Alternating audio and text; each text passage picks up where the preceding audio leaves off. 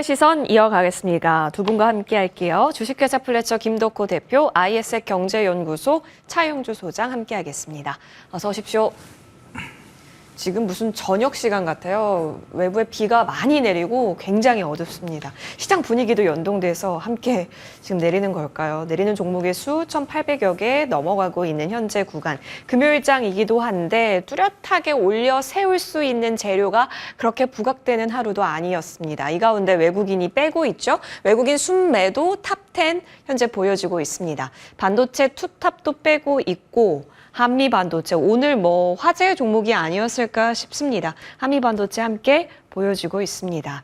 쭉 흐름이 나오는데 자, 반도체부터 저희 한번 들어가 보죠. 일단 우리가 기대했었던 TSMC 실적 좋았거든요. 그래서 다시 한번 그래 반도체 이제 다시 가는 거야 라는 기대감을 어제까지만 해도 품었고 오늘 미장에서도 당연히 반도체주는 좋겠지라고 생각했었던 것이 그냥 빗나갔습니다.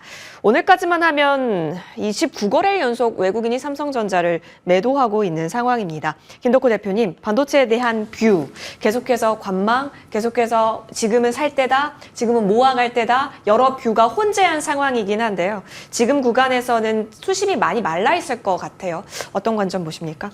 일단은 이제 SK하이닉스 같은 경우에 이제 우리가 보통 반도체 얘기를 하면은 삼성전자 그리고 SK하이닉스를 이제 두 종목을 많이 비교를 해서 설명을 드렸었고 또 실제로 SK하이닉스가 또 좋은 움직임을 그간 잘 보여왔습니다. 자, 반면에 이제 오늘장 같은 경우에는 4% 정도 매물이 나오다 보니까 아마 많은 분들이 좀 뜨끔하셨던 분도 계실 것 같은데 저는 일단 한 번 정도 지금 조정 시기가 좀 나온다는 입장에서 봤을 때면은 SK하이닉스의 주가는 부담스럽지 않다라고 좀 말씀을 드리고 싶어요. 오히려 지금 상황에서 좀 우려가 되는 거는 많은 분들이 지금 걱정을 하고 있는 이 삼성전자의 주가가 생각보다 좀 빠르게 회복을 하지 못하고 있다는 점이 좀 우려스럽다는 부분은 공감을 하실 텐데 이번에 이제 미국이 이제 11월에 금리 인하를 또 단행을 하게 되면은 여기에 대해서는 오히려 이제 환차득을 보게 됩니다. 그러니까 원화 강세가 상대적으로 이루어질 수가 있고요.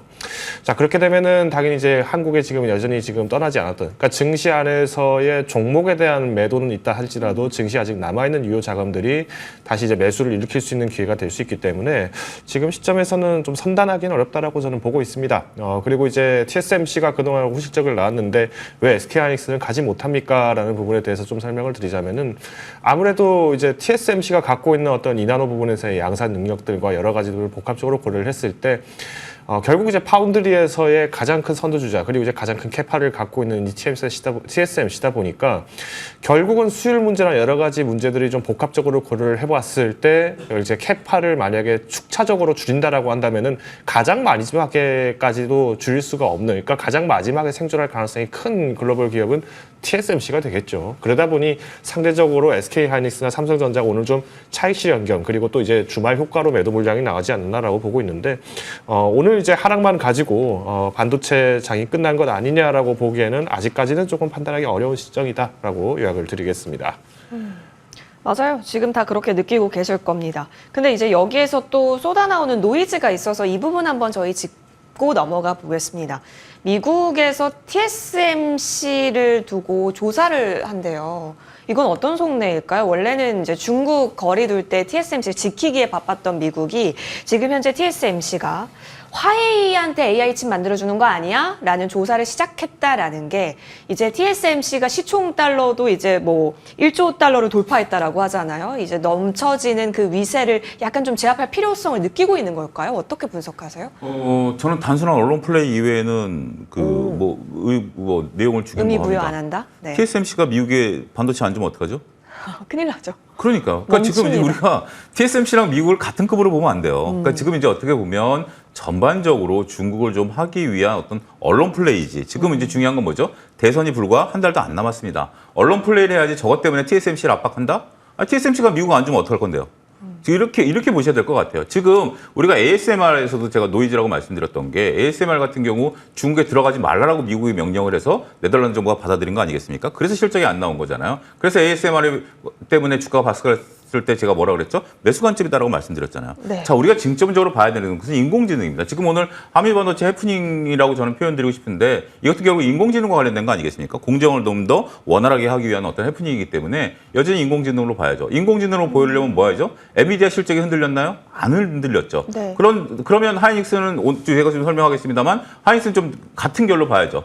지금 TSMC와 ASMR이 인공지능과 관련이 물론 인공지능과 관련이 있죠. 근데 엔비디아 실적과 관련이 있나요? 관련 없죠. 그렇기 때문에 이것을 약간의 구분해서 보실 필요는 저는 있다라고 봐요. 지금 여전히 우리나라가 기댈 수 있는 건 뭐죠? TSMC가 잘 나오면 삼성전자한테는 악재죠. 그렇기 때문에 TSMC 실적이 잘 나온다 그래서 우리 하이닉스와 삼성전자 잘 가야 되나요? 아니죠. 그렇게 여러분들이 판단을 좀 잘 내리셔야 되지 않을까 싶습니다. 그래서 저는 일단 결론적으로 말씀드리면 일단 하이닉스가 오늘 흔들리는 것은 외국인들의 매도가 나온 거예요. 외국인들의 매도가 나왔는데 중요한 것은 삼성전자보다 하이닉스에 대한 매도가 더 나왔다라는 거죠. 자, 삼성전자랑 하이닉스를 같이 이제 말씀드려야 될 것 같습니다. 삼성전자 같은 경우 제가 7만 원, 6만 원까지 올 때 말씀드렸던 게 뭐죠? 바닥 잡는 모습이 나와야 된다라고 말씀드렸죠. 차트상 지금 바닥 잡는 모습이 나오고 있습니다. 이달 중순서부터 2주째 지금 현재 6만 원 밑에 바싹 붙어 있죠. 외국인들이 계속해서 때리고 있습니다만 그 수량은 줄어들었고 우리나라에서도 이제 삼성전자에 대해서 HBM3 얘기하는 사람도 없고 삼성전자 망한다라는 얘기까지 이제 언론에서 이제 화제가 될 정도로 그렇게 얘기가 나와요. 근데 주가는 단 10%도 안 빠지고 있습니다. 그럼 뭔 얘기를 하는 거죠? 차트상만 놓고 보면 주가는 바닥을 잡아가는 모습, 극단적인 비관론이 나왔는데 주가는 움직이는 모습. 저는 오늘이 또 한 가지 의미가 있다고 보여집니다. 거래가 죽었어요. 예. 거래가 죽었는데 오늘 몇 프로죠? 1%도 안 빠지고 있습니다. 그 얘기는 이제 삼성전자에 대해서 매매할 물량이 없다라고 보는 거죠. 전 다음 주에 삼성전자 강한 슈팅이 한번 나올 가능성도 배제할 수 없다. 이건 이제 베팅 영역인데 슬슬 저는 삼성전자 찔끔찔끔 모아간다는 분야에서 적극 분할 매수로 관점을 바꾸겠습니다. 삼성전자 모아갈 때다라고 말씀드리겠고 그건 앞서 예 박사님 코너에서도 말씀드렸다시피 연말 배당을 받아요. 지금 이제 올해 같은 경우 배당 정책이 바뀌어서 주총 끝나고 4월 배당을 하지만 분기 배당 관련해서 삼성전자, 현대차는 12월 말이 배당 기산일입니다. 그러면 지금 이제 찬바람이 불면 제가 MTN에서 항상 하는 말이 있죠. 호빵 생각하지 마시고 배당 생각하시라고. 지금 이제 배당에 대해서 삼성전자 봐야죠. 그렇다면 외국인들이 삼성전자 배당까지 놓칠까요? 저는 그렇게 보지는 않습니다. 그 부분도 보셔야 되고 대통령께서 언급하신 것처럼 내년 3월에 공매도가 재개가 된다라고 본다라면 외국인들은 그동안 공매도 때문에 누리지 못했던 파생에 대한 어떤 다양한 기법들을 이제부터 포지션을 잡아갈 겁니다. 그걸 어느 시점에 배당과 관련한 시점에. 그래서 그렇다면 때려도 더 이상 밀리지 않는 삼성전자 주가라면 아무리 비관론이 있다 하더라도 자 주가가 쑥쑥 밀릴 때 삼성전자는 많은 분들이 뭐라고 얘기했죠? 사야 돼. 근데 결국 외국인들이 이겼죠. 근데 지금 외국인들이 더 이상 팔지 않는 상태, 그러니까 파는 양이 급격히 줄어듦에도 불구하고 많은 분들이 이제 삼성전자 끝났어 그러는데 주가는 뭐죠? 안 밀리죠. 저는 이게 역발상 아닌가 싶어요. 그래서 저는 하이닉스는 무조건 아직까지 하이닉스를 매도로 저는 보지는 않습니다. 오늘 이제 제가 삼성전자를 다음 주에 슈팅이 나올 거로 보는 이유 중에 하나가 외국인들이 삼성전자 갖고 더 이상 밀리지 않으니까 오늘 하이닉스 갖고 밀어버리는 것 같아요. 그래서 이건 일시적인 수급에 대한 논리죠. 오늘 하이닉스 제일 많이 파는 게 외국인들 아니겠습니까? 수급 논리이기 때문에 저는 하이닉스까지 외국인들이 건드렸다고 본다면 이제 다음 주에 삼성전자 슈팅에 대한 기대감 다음 주에 슈팅이 안 나온다 하더라도 연말 배당 때문에 우리가 지금은 들어가야 될 때가 아니겠나. 저는 그렇게 말씀드리겠습니다. 와, 역발상. 여러분 이 부분에 있어서 한번 점검 필요할 것 같아요. 모두가 아니다라고 했을 때 희망의 불빛, 서광은 나타나기 마련. 그 희망의 불빛을 차영주 소장님께서는 아무리 매도가 나와도 주가가 플랫하게 간다라는 점에 있어서 체크를 해주셨습니다. 여기 그럼 상방 모멘텀이 뭔데라고 하셨을 때 여러 수급적 요인도 언급 주셨으니까요. 이제부터 반도체 씬에 있어서 투탑의 움직임 계속 잘 보겠습니다. 그럼 이제 이쪽으로 가볼까요? 한미 반도체. 이거 오늘 진짜 하루 종일 저도 계속해서 오늘 주식시장 거의 영화 아니었을까 싶을 정도로 뉴스 플레이 계속해서 저도 팔로우를 하면서 주가 움직임이 반영이 되나 안 되나 싶었습니다. 여러분 다 아시겠지만 일단 SK하이닉스 이원화 시도한 거 맞고 테스트 진행하고 있는 거 맞습니다. 다만 통과나 탈락 여부는 지금으로서는 지금 논쟁 중이라는 상황. 현재 상황에서는 한미반도체가 독점적인 건 맞는데 언제 깨질까에 대한 우려도 커진 상황입니다. 여기서 이제 논의 나눠볼게요. 그러면 지금 구간은 손 떼는 게 맞아요? 다 끝날 때까지 노이즈? 어떻게 보세요? 저는 일단 만약에 장비주 공략을 하신다라면은 지금 한번 뭐 금액을 조금씩 이제 매집을 하는 것도 나쁘진 않다고 보고 있어요. 왜 제가 이렇게 말씀을 드리냐면 일단 한미반도체가 오늘 같은 경우에 이제 9% 정도 하락이 나온 건 어떻게 보면 SK 하이닉스에 대한 영향으로 이제 실질적인 이제 주가 타격을 좀 같이 입은 것은 커플링 현상이 좀 강했다라고 볼 수 있을 것 같고요.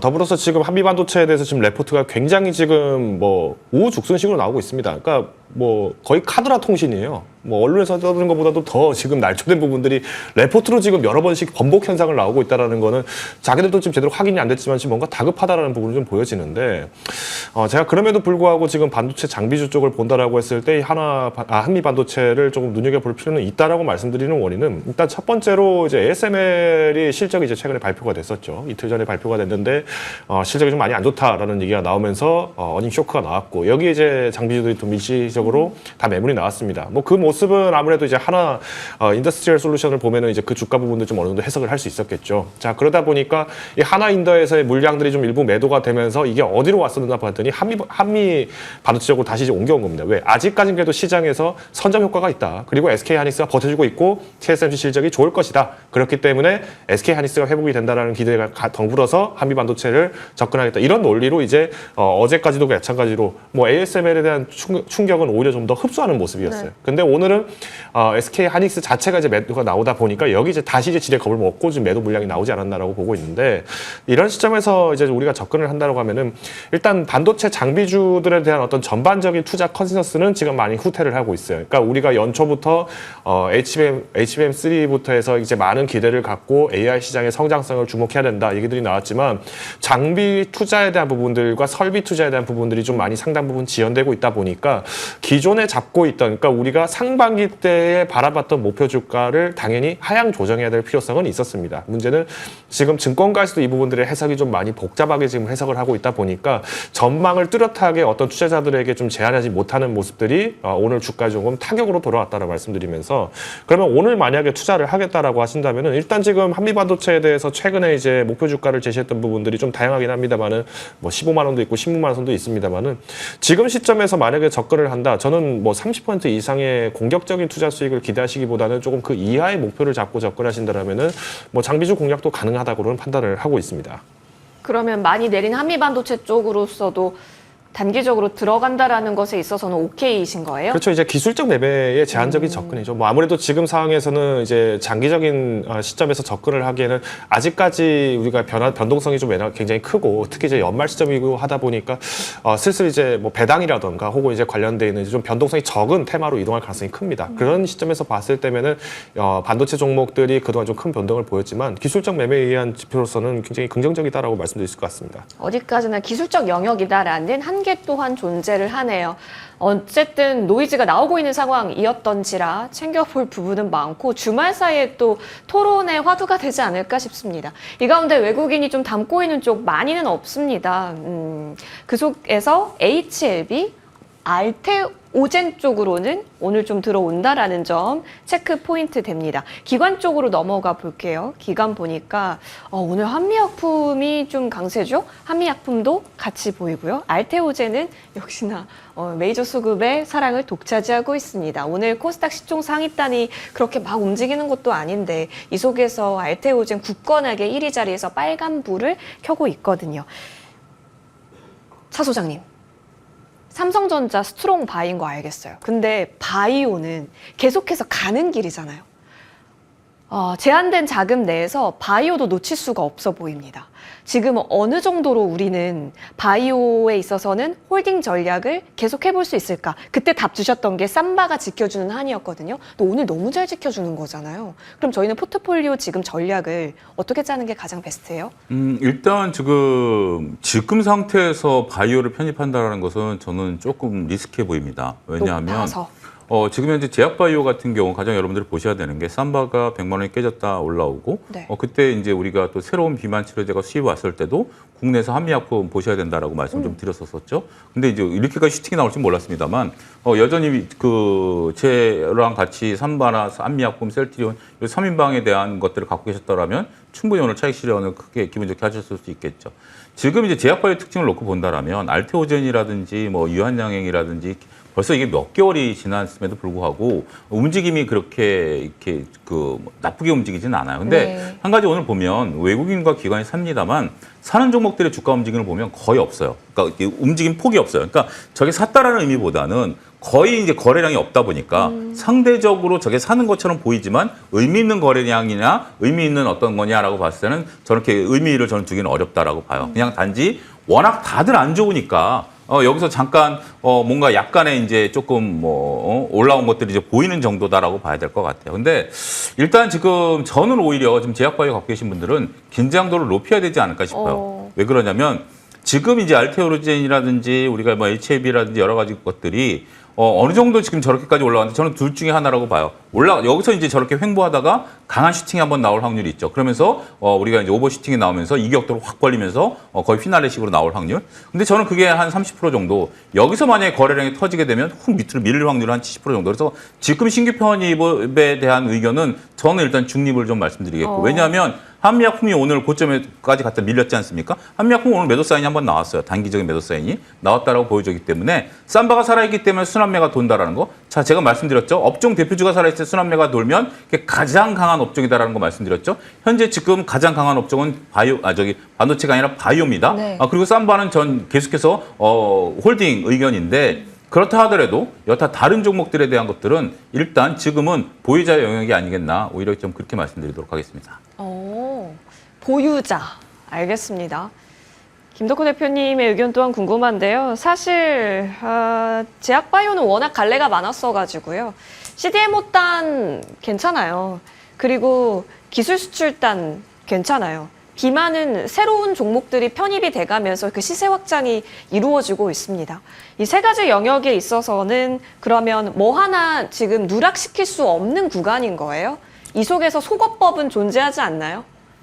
일단 속어법을 적용을 하려고 한다면은 네. 당연히 이제 거래 물량들을 좀 주목을 하셔야 되는데 이제 위고비 관련주가 지난 일주일 동안에 이제 거래량이 굉장히 좀 많이 나왔습니다. 네. 사실 이제 실제 테마가 부응을 했던 거는 이제 올해 상반기에서 그러니까 특히 이제 하절기, 그러니까 여름부터 본격적으로 이 이슈들이 계속 나왔었는데 오늘 이제 한미 약품이 이제 굉장히 좋은 움직임을 보였죠. 자, 이 말씀은 뭘까요?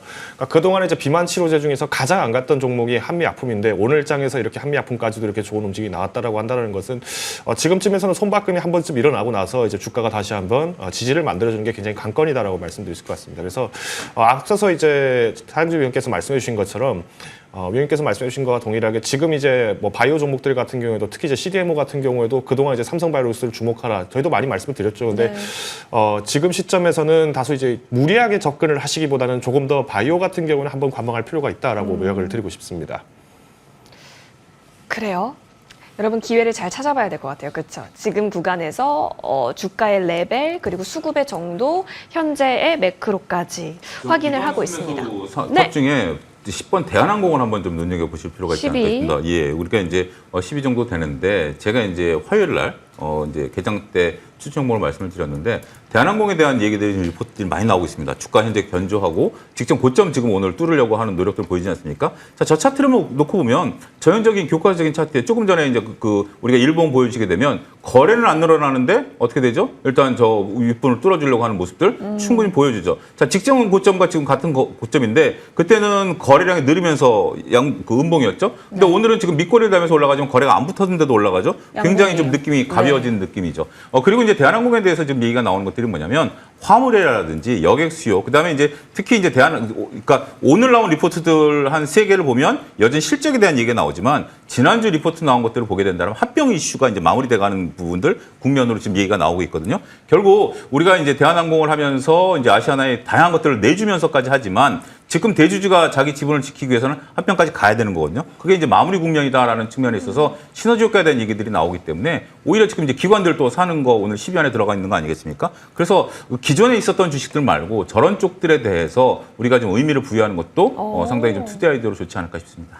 네, 차트적 관점에서도 그렇고 지금 본업적인 면에 있어서도 주목해 주셨네요. 체크해 봤습니다. 자, 이제 이쪽으로 한번 넘어가 볼까요?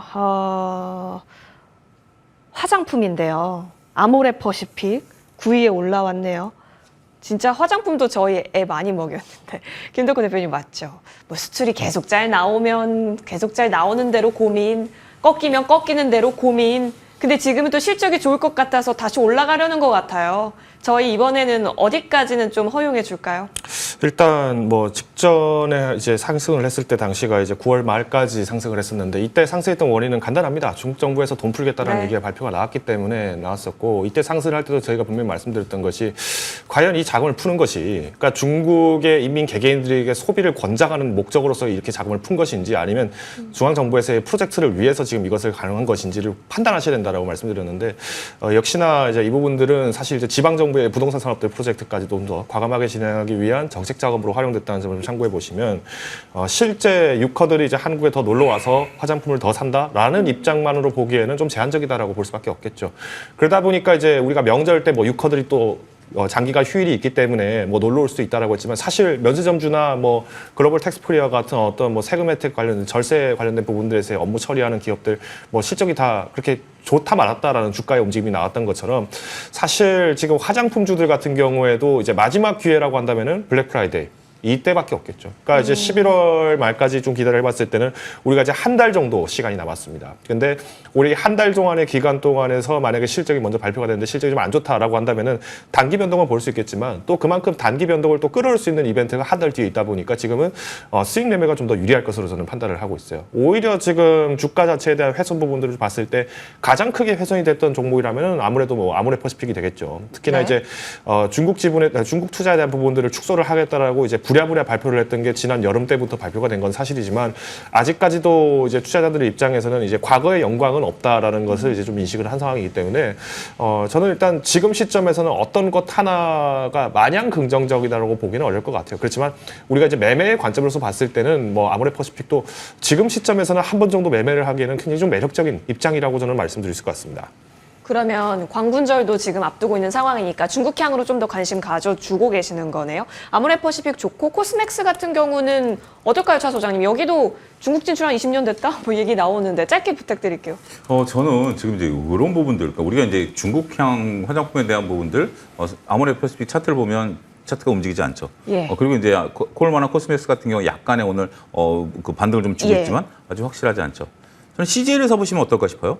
왜냐하면 지금 여러분들 시내 나가시면 올리브영에 가득 들어가 있는 사람들은 누구죠?